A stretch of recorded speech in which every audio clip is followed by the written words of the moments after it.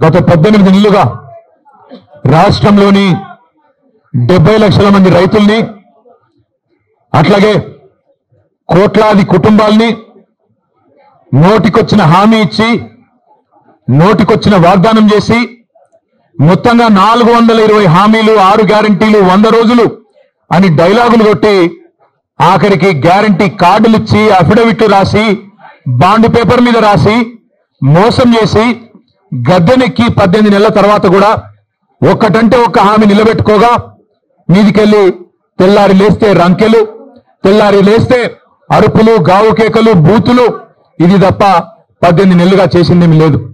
కానీ basic knowledge లేని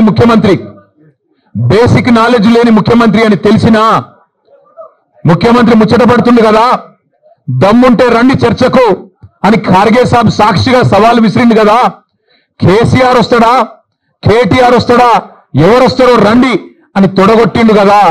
వస్తాడేమో అనుకొని ఇక బేసిక్ నాలెడ్జ్ లేదు కాబట్టి ఓ 72 గంటల టైం తీసుకో, ప్రిపేర్ అయ్యి రా, నువ్వు ఎక్కడికి రమ్మంటే అక్కడికి వస్తాం. ఒకవేళ ఎందుకంటే నీకు మాట మీద నిలబడే అలవాటు లేదు కాబట్టి, నువ్వు మాట తప్పుతావని తెలుసు కాబట్టి నీకు జూలై 8 నాడు 11 గంటలకు మేమే ప్రెస్ క్లబ్కి వస్తాం. ప్రెస్ మిత్రుల సాక్షిగా ఒక న్యూట్రల్ వెన్యూ మీద రాష్ట్రంలో మీడియా సాక్షిగా రాష్ట్ర ప్రజల సాక్షిగా ఎవరేం చేసిండ్రో రాష్ట్ర రైతాంగానికి రాష్ట్రంలోని యువతకు 10 ఏళ్ల కేసీఆర్ ప్రభుత్వం ఏం చేసిందో 18 నెలల నీ ప్రభుత్వం ఏం చేసిందో తేల్చుకుందాం రమ్మని ముఖ్యమంత్రి గారు సవాలు విసిరితే స్వీకరించి నేను వస్తా అని చెప్పిన. వస్తాడేమో అనుకున్న ముఖ్యమంత్రి, పోనీ ముఖ్యమంత్రి రాకపోతే ఆయన తరపున ఒక బాధ్యత గల్ల ఉప ముఖ్యమంత్రినో ఒక వ్యవసాయ మంత్రినో లేదా మరొక మంత్రినో పంపుతారేమో అనుకున్నా.